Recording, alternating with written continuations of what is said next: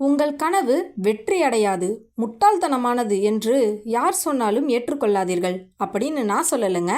Jack Ma அவர்கள் தான் சொல்லியிருக்காங்க. வணக்கம் நண்பர்களே, புத்தகங்களின் வழியே உங்களுடன் நான். வாருங்கள் இன்றைய பதிவிற்குள் செல்லலாம். இன்னைக்கான பதிவில் ஒரு அற்புதமான கதையை தான் உங்களுக்காக எடுத்துகிட்டு வந்திருக்கேன். மரங்கொத்தி பறவையும் சிங்கமும் அப்படிங்கிற ஜாதக கதை தான் இது. ஜாதக கதையா அப்படின்னா என்ன அப்படின்னு யோசிக்கிறவங்களுக்கு ஒரு முன்னோட்டம். நம்ம சமண மதம், பௌத்த மதம்னு 2 மதங்கள் இருந்திருக்கும். அதில் இந்த பௌத்த மதத்தில் ஜாதக கதைகள் அப்படிங்கிறது ரொம்ப பெரிய புழக்கமாக இருந்திருக்கு. அந்த ஜாதக கதைகள் நிறையா இருக்கிற தொகுப்புலேருந்து ஒரு கதை தான் இந்த மரங்கொத்தி பறவையும் சிங்கமுங்கிற கதை. இதில் சமண மதத்தையும் பௌத்த மதத்தையும் பற்றி கண்டிப்பாக நிறையா பேருக்கு தெரிஞ்சிருக்கும். அப்படி தெரியலன்னா கமெண்ட் பண்ணுங்கள், நான் அதை பற்றிய கதைகளையும் நான் உங்களுக்காக சொல்கிறேன். இப்போ இந்த ஜாதக கதைக்குள்ளே இந்த மரங்கொத்தி பறவையும் சிங்கமுங்கிற கதையை கேட்கலாம் வாங்க. வீடியோக்குள்ளே போகிறதுக்கு முன்னாடி இப்போ தான் நீங்கள் நம்ம சேனலை ஃபர்ஸ்ட் டைம் பார்க்குறீங்கன்னா, நம்ம சேனலில் இந்த மாதிரி புத்தக வாசிப்புகள், கதைகள் இதெல்லாம் பதிவிட்டுட்டு வரேன். அதெல்லாம் கேட்டு பார்த்துட்டு உங்களுக்கு பிடிச்சிருந்தா நம்ம சேனலை சப்ஸ்கிரைப் பண்ணி வச்சுக்கோங்க.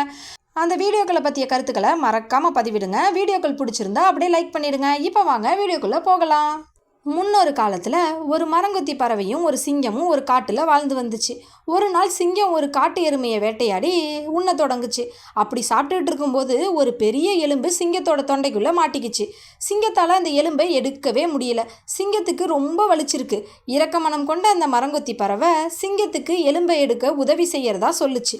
அப்படியே எடுக்கும்போது எங்கே சிங்கம் நம்மளை சாப்பிட்ருமோ அப்படிங்கிற பயத்தில் சிங்கத்துக்கிட்ட ஒரு சத்தியமும் கேட்டுச்சு. இந்த மாதிரி நான் உனக்கு தொண்டைக்குள்ளே இருக்கிற எலும்பை எடுக்க உதவி செஞ்சா என்னை அப்படியே சாப்பிட்ற மாட்டேன்னு ஒரு சத்தியம் பண்ணி கொடு அப்படின்னு மரங்கொத்தி கேட்டிருக்கு. உடனே சிங்கமும் சந்தோஷமா சரி சரி நான் ஒத்துக்கிறேன் மரங்கொத்தி, முதல்ல என் வாய்க்குள்ளே இருக்கிற இந்த எலும்பை எடுத்து விடு அப்படின்னு சொல்லியிருக்கு. சிங்கம் அதோட வாயை திறந்து மரங்கொத்தி கிட்ட காட்டுது. இந்த மரங்கொத்தி பறவையும் வாய்க்குள்ளே போய் ரொம்ப எளிமையாகவே அந்த எலும்பை எடுத்து விட்டுருச்சு. சிங்கமும் தன்னோட வாக்குறுதியை காப்பாற்றி மரங்கொத்தி பறவையை சாப்பிடாம பறக்க விட்டுடுச்சு. மரங்கொத்தி பறவை அங்கேருந்து பறந்து போயிடுச்சு. அப்படியே கொஞ்ச நாள் போயிட்டுருக்கு. கொஞ்ச நாள் கழித்து அதே சிங்கம் மற்றொரு காட்டெருமையை வேட்டையாடி கொன்று சாப்பிட்டுட்டு இருந்துச்சு. சிங்கத்தோடு சேர்ந்து எங்கே நமக்கும் கொஞ்சோண்டு சாப்பிட உணவு கிடைக்கும் அப்படிங்கிற நினப்பில் மரங்கொத்தி பறவை சிங்கத்துக்கு பக்கத்தில் போய் நின்று எனக்கும் கொஞ்சோண்டு மாமிசம் தாயேன் அப்படின்னு சிங்கத்தை கேட்குது.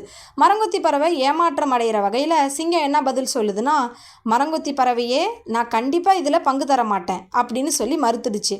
எவ்வளவு துணிச்சல் இருந்தால் என்கிட்டயே மறுபடியும் இது மாதிரி ஒரு உதவி கேட்ப அப்படின்னு சிங்கம் சொல்லுது. எங்கே ஏற்கனவே நான் உதவி கேட்டேனா அப்படின்னு கொஞ்சம் மரங்கொத்தி பறவை யோசிக்குது. ஆமாம் உனக்கு நான் ஏற்கனவே நிறைய உதவி செஞ்சாச்சு, செஞ்ச வரைக்கும் போதும், நீ கிளம்பு அப்படின்னு சிங்கம் சொல்லுது. சிங்கம் எதை பற்றி பேசுதுன்னு மரங்கொத்திக்கு ஒன்றுமே புரியல.